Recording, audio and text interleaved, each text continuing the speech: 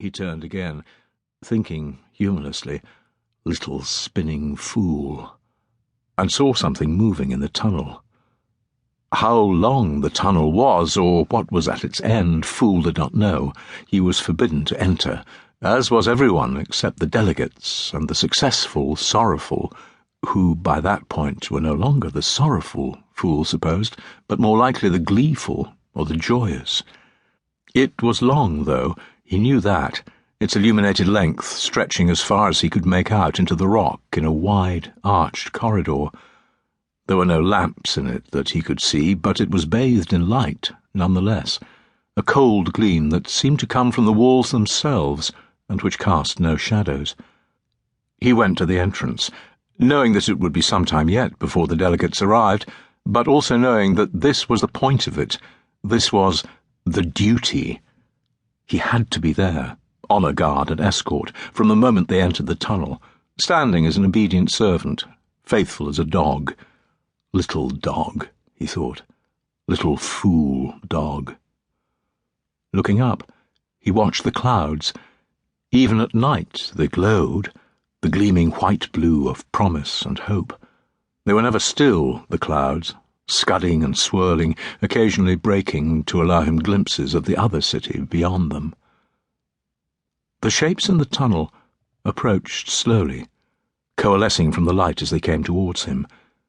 He watched them emerge, forming, imagining that cold blue light making itself into perfect, flawless, hard flesh, and flexed his toes and his thin boots.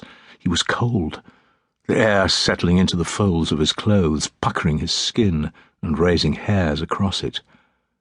Fool waited and watched, and made out details, 4 of them, as ever, one in front, carving the air like the prow of a boat, and the others behind. One of the following, the one at the rear, was framed by arced patches of brightness that reached high above its head, moving, flexing wide to fill the tunnel. He sighed. They were almost here, their skin shining, bright and flawless. He had time for one last look up at the clouds, breaking again to reveal the city beyond, and its white walls and myriad windows, showing the pillared glories of heaven. At the edges of his vision, lower than heaven, he saw the frayed and dirty light of hell. And then the angels reached the end of the tunnel and were with him. The first looked older than Fool, its skin lined with perfect wrinkles that folded up into themselves as it smiled at him and said, "Hello. You are our escort, I take it. I am Adam." Adam was shorter than Fool, and bearded, and his eyes were a startling, brilliant blue, like the air around the spires of distant heaven.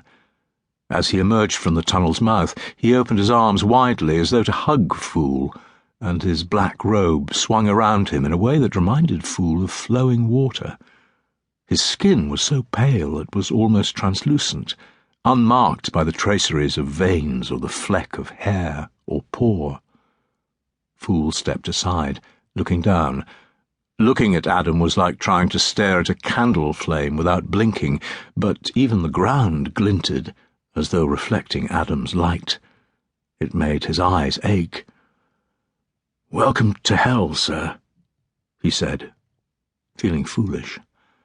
No matter how often he carried out escort duty, he never got used to the feelings of clumsiness and gracelessness that being next to these creatures raised in him. They were so beautiful, so graceful, a note of elegance in hell's lumpen flesh, and he never knew how to act, despite his official status, or what to say. Were these things even male? Was "sir" correct? Or was there some other form of address he should know? He felt clumsy and uncoordinated in front of the angel, stolid and slow and heavy. "Welcome?" asked Adam lightly. "No, there is no welcome here, I would hope, but only the opposite, the knowledge of pain and suffering, and the distant chance of redemption."